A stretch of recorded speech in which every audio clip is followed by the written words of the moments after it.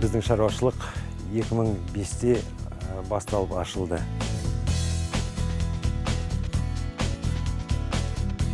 Ол кезде толыққанды жұмыс істемеді. Өйткені ол уақытта мен кәсіпкерлікпен шұғылдандым. 2009 жылы уже толыққанды жұмыс істей бастадым. Мысалы 2010 жылы ауданды біраз су басты, шығын болды. Сол кезде көп шаруашылық жабылып қалды. Бірақ мен де ойладым, басым бастаған соң неге артқа қайтам деп. Содан тоқтамадық.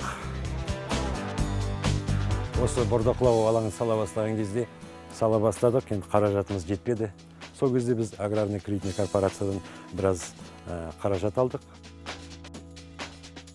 Енді қазір бізде қуаттылығы жылына 400, но 600 баста шығара аламыз. Тудырамыз, өзіміз жайлауға шығарамыз, өзіміз бордақылаймыз, өзіміздің мал сою алаңынан өзіміз соямыз.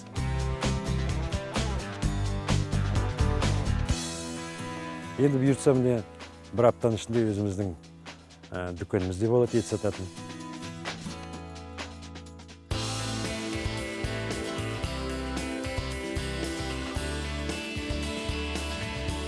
Мынау біздің ет дүкеніміз. Бұйыртса 2 күнде ашылайық деп жатырмыз.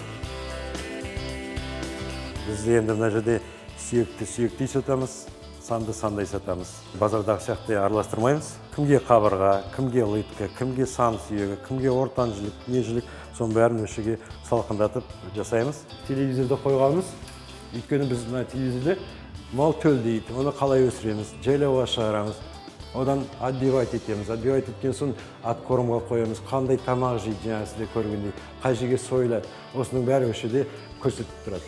Өйткені адам келген кезде көру керек, не ет алып тұрғанын, не жейтінін. Өйткені ол тағам болған соң әркім білу керек қой. Енді қолдан келгенше бұйыртса 2-3 күнде дүкеніміз істейді. Бағамыз да жақсы болады. Етіміз де бірінші категориялы ет. Уақыт келді, біз халыққа не береміз деген.